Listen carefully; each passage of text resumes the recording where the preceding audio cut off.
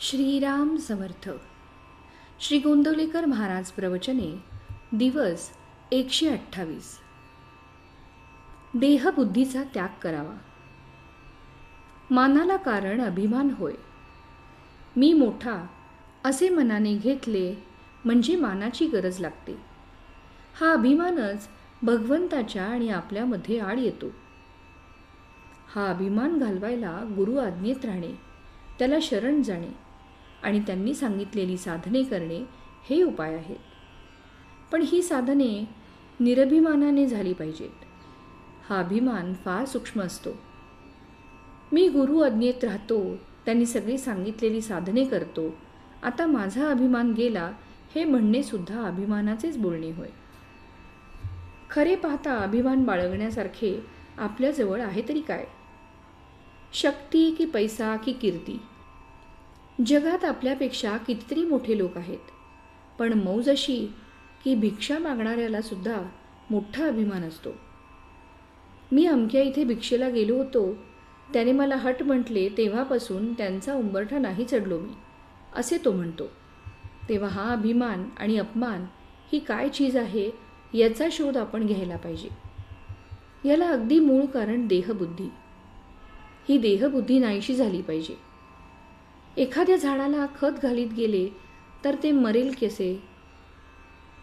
मला लोकांनी बरे म्हणावे, मान द्यावा, शिव्या दिल्या तर वाईट वाटते, हे देहबुद्धीला खत घालण्यासारखे आहे. चांगले वाईट मान अपमान सर्व देवाला अर्पण करावे.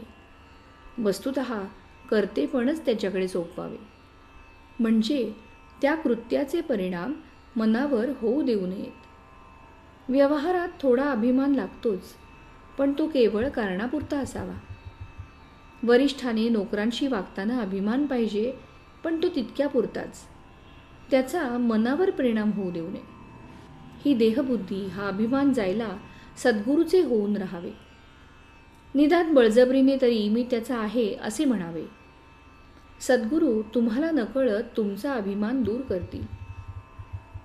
परमार्थात संताचेच ऐकण्यात महत्त्व आहे. तेथे आईबापांचे का ऐकू नये? तर ज्याचे मन त्याच्या ताब्यात आहे, ज्याचे मन स्थिर झाले आहे, किंवा ज्याचे मन नेहमी भगवंतापाशी आहे, अशाचेच ऐकण्यात विशेष आहे. आपल्या देहबुद्धीची तरा मोठी विलक्षण असते. सगुणोपासना आपल्या सवडीच्या आड येते म्हणून मनुष्य ती करत नाही. फारच सोपे म्हणून तो भगवंताचे नाम घेत नाही, आणि फुकट काय जेवायला घालायचे म्हणून तो अन्नदान करीत नाही. असा मनुष्य फुकटच जायचा.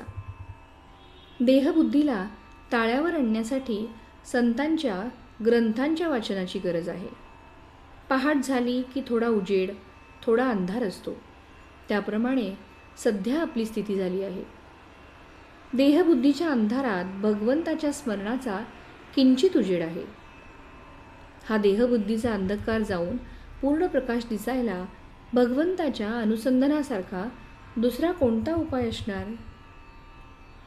तात्पर्य मीपणाची आणि अभिमानाची पूर्णाहुती देणे हाच खरा यज्ञ होय. श्रीराम समर्थ.